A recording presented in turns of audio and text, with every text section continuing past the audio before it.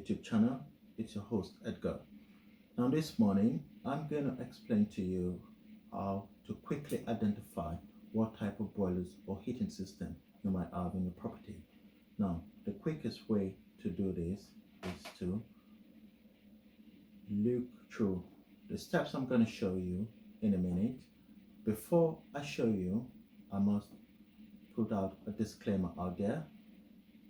It is illegal to work on a gas appliance in the United Kingdom without being a gas safe registered engineer, which is a competent person's scheme. This video is not to show you how to work on a gas appliance, rather it's to explain and show you how to identify what type of boilers or heating system you might have in your property. Now, why do you need to know what type of boilers or heating system you have in your property? The reason is because you want to know that your system can be isolated safely in case of a wet leak and how to isolate the system. If you don't know what type of boilers you have or what type of system you have, it's going to be incredibly difficult for you to isolate your boilers or leaks when they occur. Now, let's move on to the types of boilers.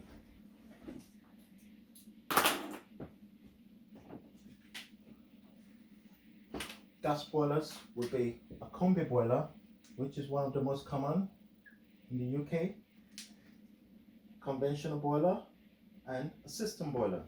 Now, attached to these two will be hot water cylinders. Usually, and most common is your copper cylinder, which is normally found on your airing cupboard. The other type will be a steel cylinder, a box type cylinder, and a Megaflo, which is a common name for referring to unvented hot water cylinders. Now, combi boilers, let's move on to combi boilers. Combi boilers will look like that. You normally have about 7 pipes attached to your combi boilers. This will be your return, and that will be hot water pipe, and this will be a gas pipe going into the boiler, and this will be a cold and a condensing pipe, and then you have your PRV, which is the short for pressure relief valve discharge pipe. So if you go under your boiler or you look under your boiler, you count the numbers of pipes under your boiler and they are 7. Then you have got a combi boiler, or you most likely got a combi boiler and a condensating combi boiler, which is a newer type of boiler, gas boilers. 7 pipes. Now, the older versions will be 6 pipes, excluding the pipe, the condensation pipe, which is a plastic pipe, which will be one of the only plastic pipe under your combi boiler. So the old ones will be 6 pipes. Now, it's the quick and easiest way to identify if you've got a combi boiler. I've had this conversation with clients. They call up and say, "Oh, can you have a look at my boiler?" And I say, "Please, can you tell me the make and model or type of boiler you've got in your property?" And they simply say, "I don't know." Now, this is the way you know. Quickly, go under your boiler, count the numbers of pipes, and if it's 7, 6, it's most likely a combi boiler. And having said that, I'm going to move on to the next type of boiler, which is your conventional boiler. A conventional boiler is a very simple boiler. It would have 3 pipes. Sometimes you'll find them underneath the boiler, Other times with boilers like Worcester Bosch, they'll be on top.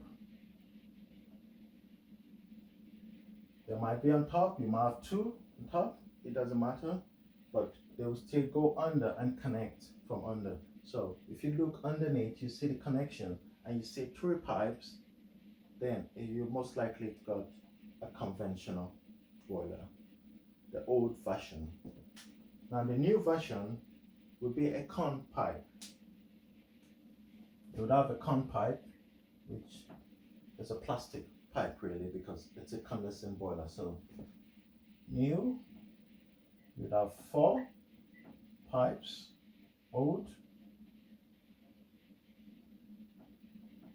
you'd have 3 pipes. Now the con pipe will always be at the bottom because it's a drain pipe. Basically, you can't drain upward, only drain downward. So this is the way you find out if you've got a conventional boiler, and also to make sure, absolutely sure, that it's a conventional boiler, the one thing you would definitely find attached to this system will be your hot water tanks in the loft. So in your loft,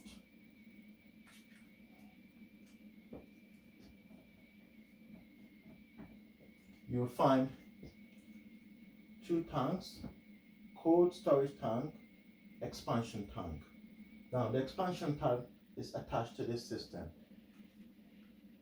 and also you most likely have a copper cylinder attached to this, or a steel cylinder, or an unvented hot water cylinder, which is sometimes Megaflo. Now why do you need to know all of this?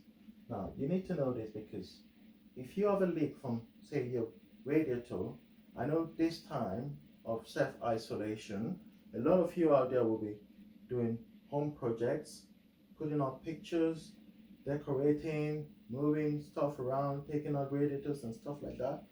Sometimes you might just want to take a radiator out to decorate behind it, or you might as well hit a pipe and then you got a leak. It's going to be difficult to get a plumber out there. I've not been able to work for some days now because the plumbing merchants and wholesalers are all shut to the public. So until that's resumed, we don't have materials or parts to work. So you want to be careful when you do your DIYs and home project this time of self-isolation. So if you have an emergency situation where you cause a leak and you want to stop the leak, you want to know what type of system you have. If you don't know what type of system you have, then it's going to be incredibly difficult for you to stop the leak. And the way you know is by the points I've shown you earlier in the video. And how do you stop a combi boiler when it leaks? Now you want to locate the stopcock. Now the stopcock is most commonly found underneath your kitchen sink, and if you can't find it underneath your kitchen sink for a combi boiler, then it has to be somewhere around the property. You have to look for it, and I'm sure most of you out there know where your stopcocks are. From experience, I know a lot of people, at least 90% of my clients know that.